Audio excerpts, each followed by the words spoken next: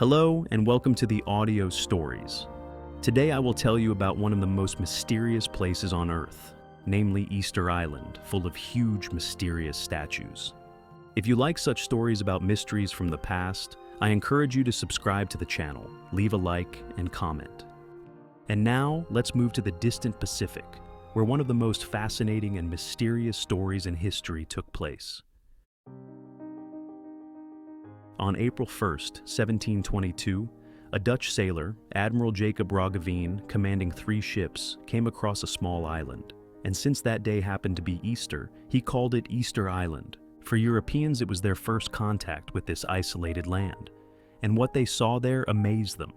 On a seemingly poor, largely deforested island, they saw hundreds of gigantic stone statues.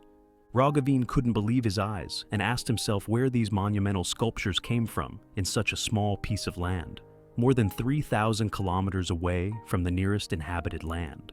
How on earth did the natives, who numbered around 2,000 to 3,000, manage to build these colossi without advanced technology? And why were many statues lying toppled over, as if they had been abandoned in a hurry? Dutch sailors spent only 1 day on the island, but their reports revealed to the world a great mystery that fascinates researchers to this day. However, before we delve into the secrets of the stone colossi, let's go back to the beginning of this fascinating story. Easter Island, or Rapa Nui as the locals call it, is one of the most isolated inhabited places on Earth.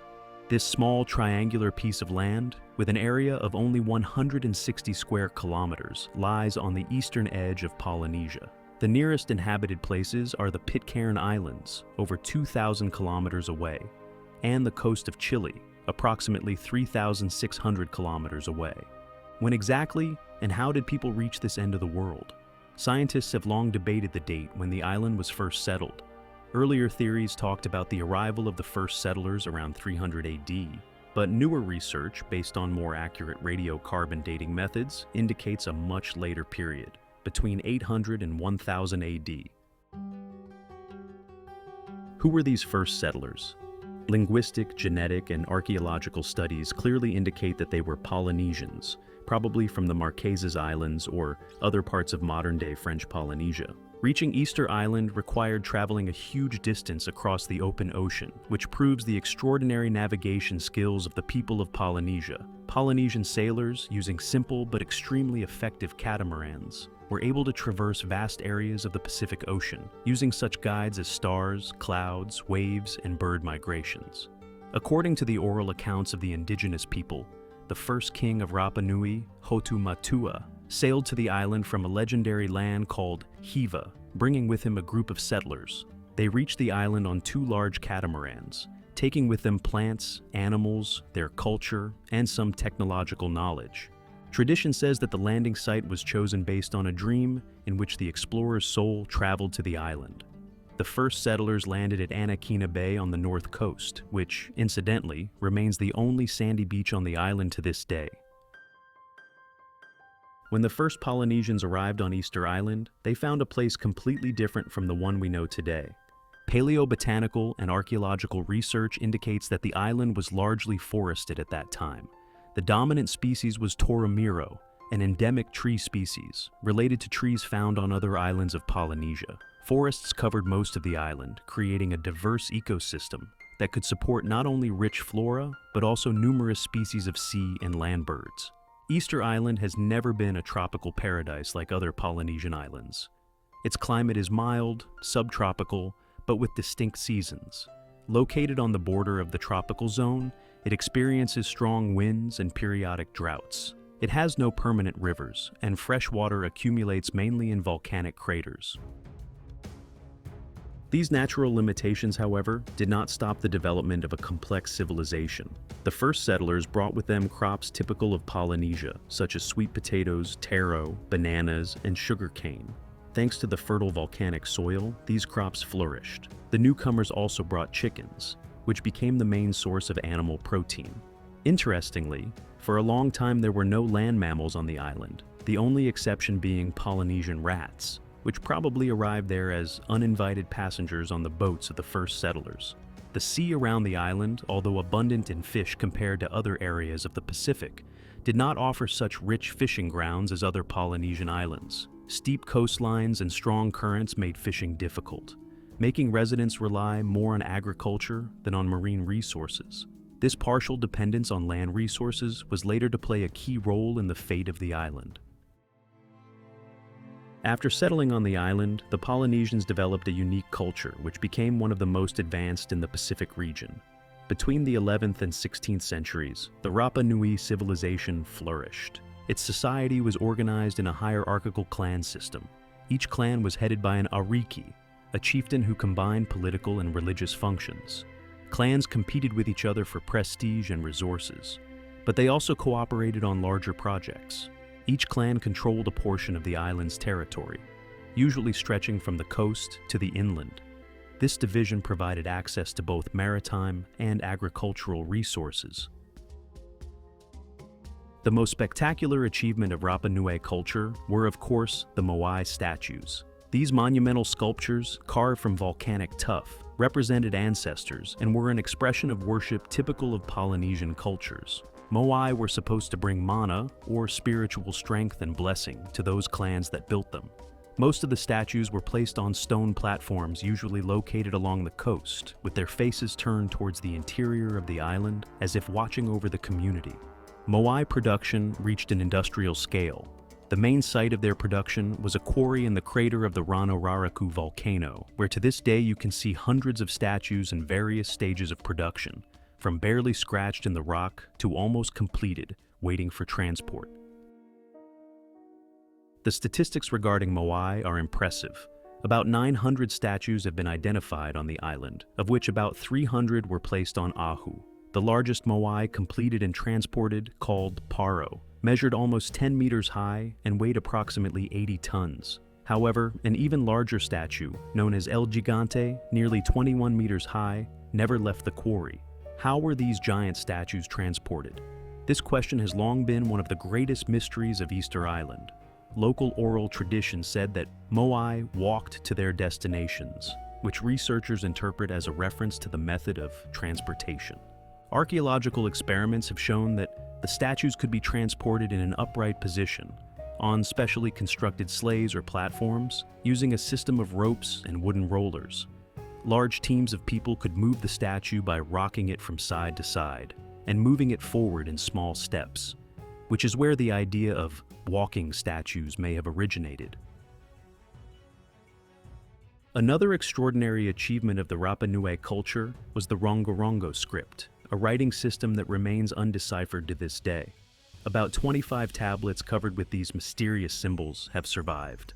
The Rongorongo script is one of the few writing systems that were invented in the world independently of the influence of other systems. Unfortunately, the knowledge of how to read it was lost in the 19th century when missionaries and slave hunters caused most of the educated members of the Rapa Nui community to be killed or abducted. Rapa Nui culture also included rich oral traditions, music, dance, and other art forms. One of the most intriguing aspects was the annual Tangata Manu, or Birdman competition. During this event, representatives of individual clans climbed the steep cliffs of the island of Motu Nui to get the first turn egg. The victor granted his leader a year of prestige and power. When Europeans first reached Easter Island in 1722, they found a picture markedly different from the boom that had taken place several centuries earlier. The population was relatively small, many statues had been toppled over, and the island was almost completely devoid of trees. What led to this dramatic change?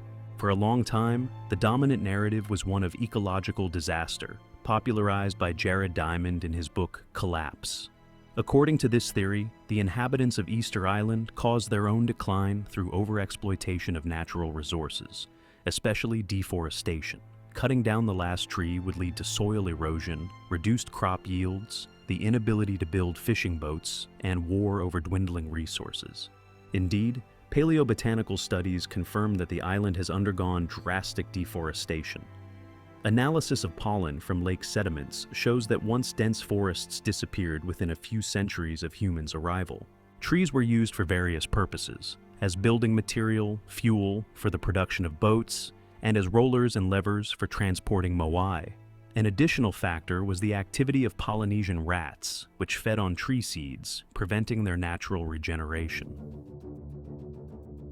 However, more recent research suggests that the traditional narrative of environmental disaster may be too simplistic. Rather than a sudden collapse, Rapa Nui society probably went through a long period of adaptation to changing environmental conditions.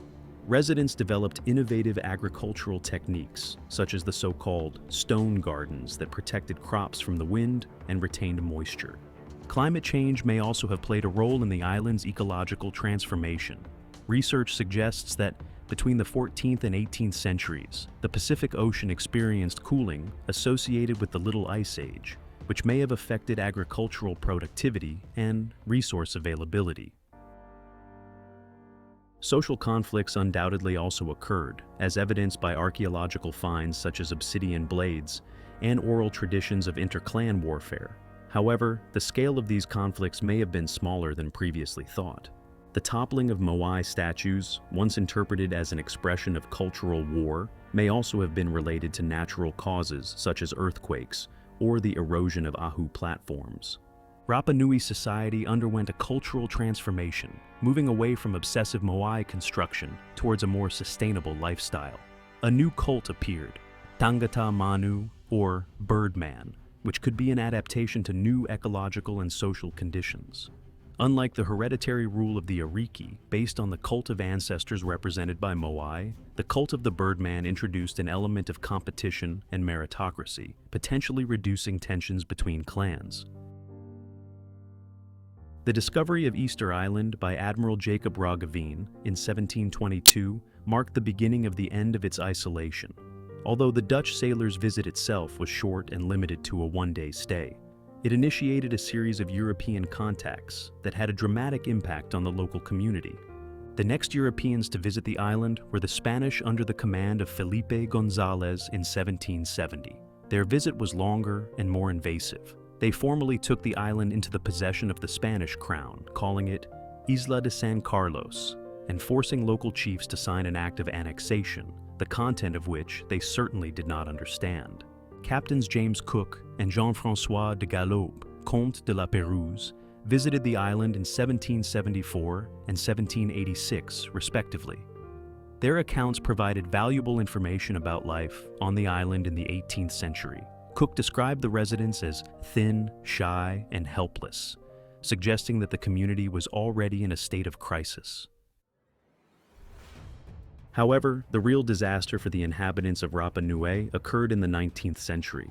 In 1862, Peruvian slave hunters raided the island, kidnapping some 1,500 people, about half the population at the time, to work as slaves in the guano mines of the Chincha Islands off the coast of Peru. Most of the abductees died from disease and ill treatment. Under international pressure, Peru agreed to repatriate survivors, but only about 15 survived the return journey, bringing with them smallpox, which caused further deaths among the island's remaining population. Beginning in 1864, European missionaries settled on the island and converted the inhabitants to Christianity. Although missionaries often protected residents from further abuses, their activities contributed to the decline of traditional culture and beliefs. In 1870, the French trader Jean-Baptiste Dutrou-Bornier practically took control of the island, transforming it into a giant sheep farm. Most of the indigenous people were forced to leave the island and move to Tahiti or Mangareva. At the peak of the crisis in 1877, there were only 111 people of indigenous descent left on the island. In 1888, Chile annexed Easter Island. For most of the 20th century, the island was leased by the British Williamson Balfour Company, which continued to raise sheep, and the indigenous inhabitants were effectively prisoners in their own village, Hangaroa. Scientific research on Easter Island began in earnest in the 20th century. One of the first significant expeditions was the British-Chilean mission in 1914, led by Catherine Routledge. This pioneering researcher conducted the first systematic archaeological surveys of the island and recorded invaluable accounts from older inhabitants who still remembered traditions from the period before intense European influence. In the 1950s, Norwegian-American explorer Thor Heyerdahl organized an archaeological expedition to the island. Although his theory that Easter Island was settled by people from South America was later rejected based upon genetic and linguistic evidence, his work increased interest in the island. In 1986, American archaeologist Charles Love conducted a moai replica transport experiment, proving that the statues could be transported in an upright position by a team of about 25 people using ropes. A few years later, another method was demonstrated, in which the statue was rocked from side to side, moving like a refrigerator moved by professional movers.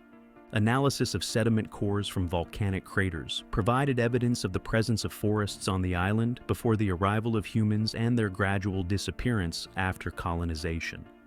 Genetic studies in 2017 showed that there was no evidence of drastic population decline before the arrival of Europeans. Currently, about 7,000 people live on the island, of which about 60% are descendants of the indigenous Rapa Nui people. Since 1966, residents have had full citizenship rights in Chile. Efforts are underway to recreate the island's former ecosystem. One example is the project to reintroduce the toramiro, an endemic tree species that became extinct on the island, but was preserved in botanical gardens in Europe. I hope that the history of Easter Island was as fascinating for you as it was for me. If you like this story, I encourage you to subscribe to the channel, leave a like, and share your thoughts in the comments. Please also let us know what topics you would like to hear about on this channel. See you in the next episode.